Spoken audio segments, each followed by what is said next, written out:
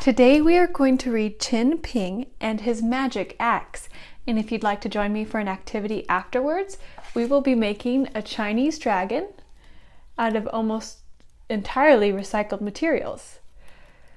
If you would like to make just the head, you will need the following: a toilet paper roll, plus paints if you'd like. If you don't have paints, you can leave it blank, color it with marker, whatever you want to do.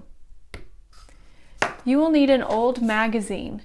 That's all the paper I had around here. You can also use construction paper, which would be really nice, or color regular paper. Also for the head, you'll need tissue paper for the fire. If you do not have tissue paper like me, I used coffee filters. And there's a special way I'll show you to put color on to coffee filters. And of course, you will need scissors, glue, and glue stick's helpful too. I don't know if you'll need that for the head. If you would like to make the entire body, and I will warn you, the trickiest part, unless you have hot glue maybe, is gluing the head to the body. But if you'd like to make the entire body, you will still need old magazines, 2 straws or pencils, plus glue stick. Stapler works well too for this as well, the body. All right, let's begin our story. Qin Ping and his magic axe. Once there was a poor little boy named Qin Ping who worked for a rich man named Wing Fat. Qin Ping fetched water, cut firewood, and milled rice. He also took loving care of all the animals. But Wing Fat was never satisfied.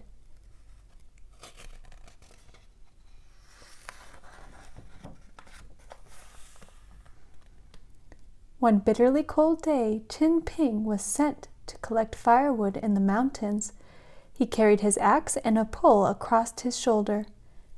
While crossing a narrow wooden bridge, his axe fell down into the river below. How could he chop wood without his axe? Qin Ping sat down on a rock and cried.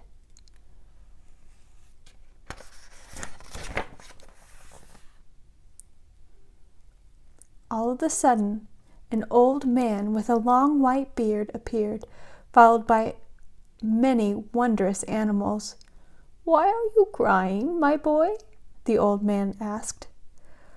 "Oh, sir, my axe has fallen into the river, and I will be whipped by my master, because I will have no firewood for him," said Qin Ping, wiping away his tears.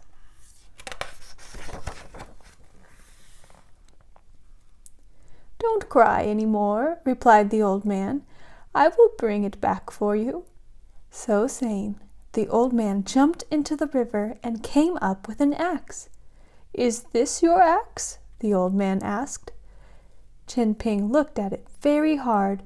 It was wrought in solid silver and glistened in the sunlight. But he shook his head and said, "No, sir, that is not my axe."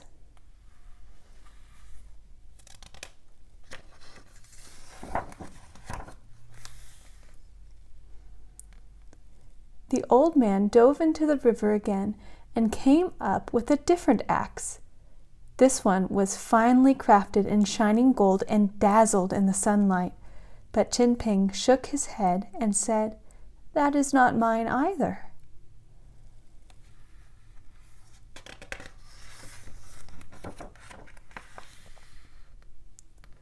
Smiling broadly, the old man dove down once again and brought up Qin Ping's axe. "Yes, yes, that is my axe," Qin Ping cried. "Thank you so much, sir."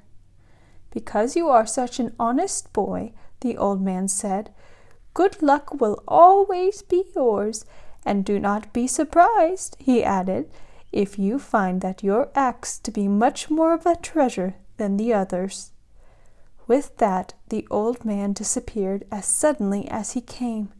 Qin Ping was amazed.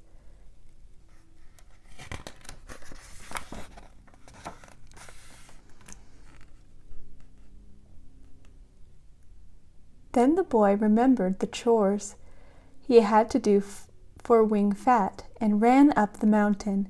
In no time at all, and with very little effort from Chin Ping, the axe had chopped a full load of firewood. It was just like magic.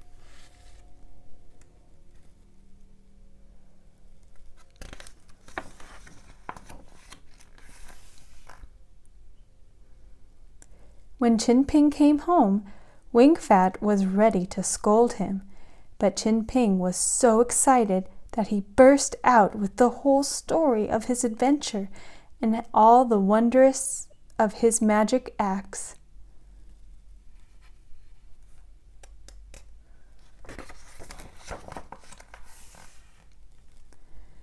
Chin Ping's story gave Wing Fat an idea. Early the next morning he picked up an old broken axe and headed up the mountain, as if to collect firewood for himself.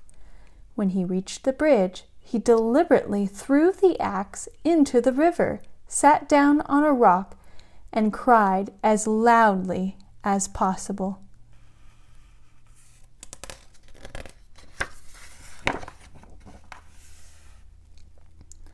Sure enough, the old man appeared before him and asked, "Why are you weeping?" "Oh," sobbed Wing Fat, "my axe has fallen into the river, and I'm sure I'll be whipped." "Do not cry any more," said the old man. He dove into the river and immediately came up with the old broken axe. "Oh no," cried Wing Fat, taken aback. "My axe is far more splendid than that one."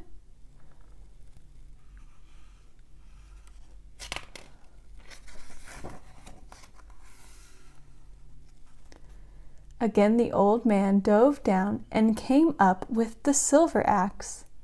"Oh no," cried Wing Fat, "mine was made of solid gold."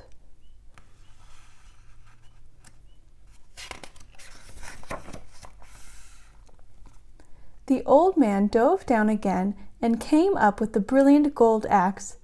"My axe! My axe!" cried the Wing Fat as he reached out and grabbed it from the old man's hands.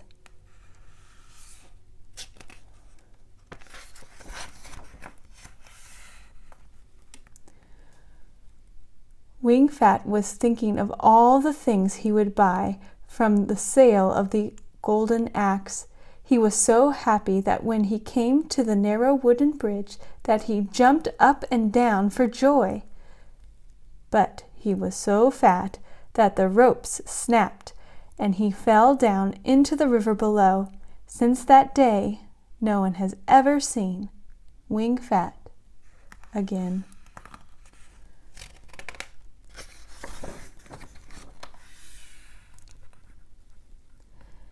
And what about Chin Ping?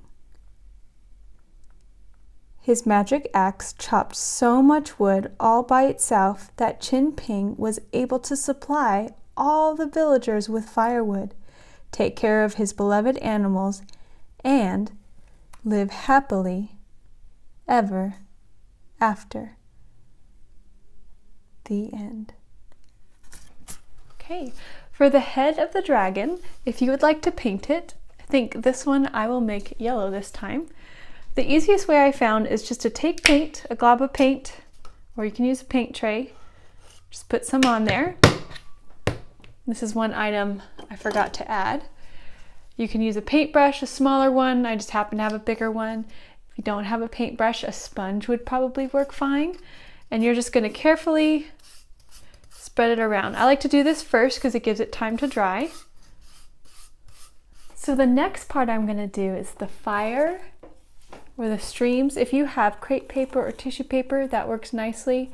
If you don't, I've used coffee filters. And how I add color to that is I just scribble washable markers on there, whatever colors you want. And if you get a spray bottle or just a splash of your fingers with water, and I'm just gonna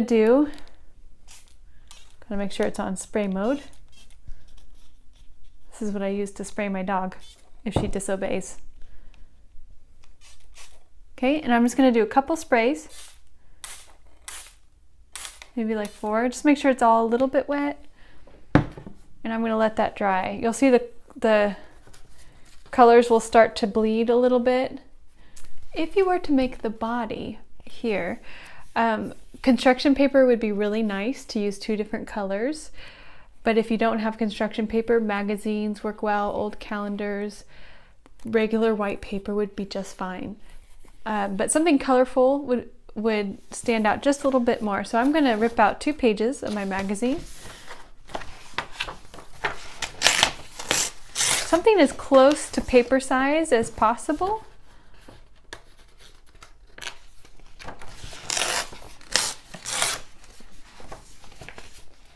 And then I'm going to take each paper, I'm going to fold it in half.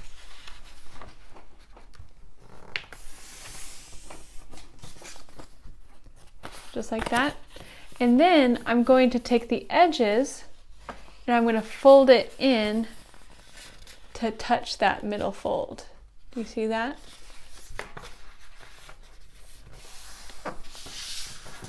Let's move that out of the way so you can maybe see a little better.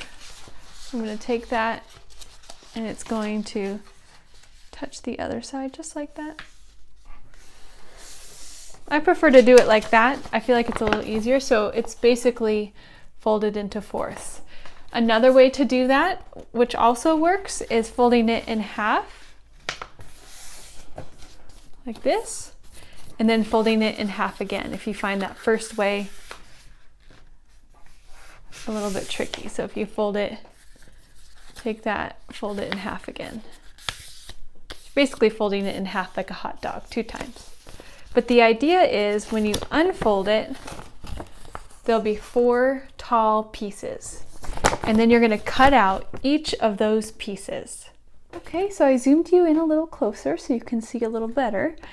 The first part for the accordion, what I'm going to do, and in fact I changed one of my magazine pieces to white so you can see how to make this while using 2 different colors. If you chose, for example, a pink and a purple piece of construction paper. So I'm going to match the corners up. The strips are going to be perpendicular, like they're making a corner. And I'm going to glue this onto here. Okay, I already did my glue with glue stick. Then I'm going to take the bottom part, so see how the white's on bottom, and I'm going to fold it over, just like that. So it still looks like a corner. Okay, then now magazine's on bottom, so I'm going to flip it over, just like that. See? Now I'm going to keep doing that.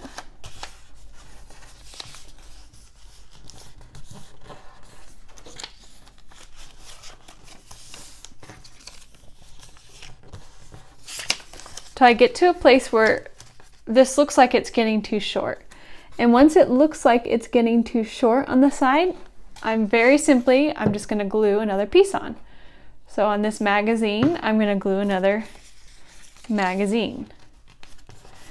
And on this white, I'm going to glue another white. And we're just going to keep going like that, and then we're going to just keep folding.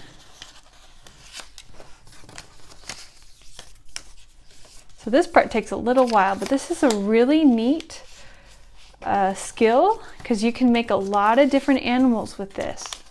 If you find that you don't feel like making a dragon, you can very simply make a snake, and you can cut out just a little round snake head and glue that to the end, and you have a snake. Okay, so I can see this one's getting short, so I'm going to do that. I'm just going to keep going. Okay. And when you get to the part where one of your colors runs out, if they're the same size, they shouldn't, but mine were different sizes. I'm going to now trim. So you see where that magazine's hanging down? And it's not a full square to flip over. I'm just going to trim it right there. And then this one too, I'm going to trim. So it kind of looks like a square at the end. Okay. And for that very last piece, so see my very top one is the white. I'm going to glue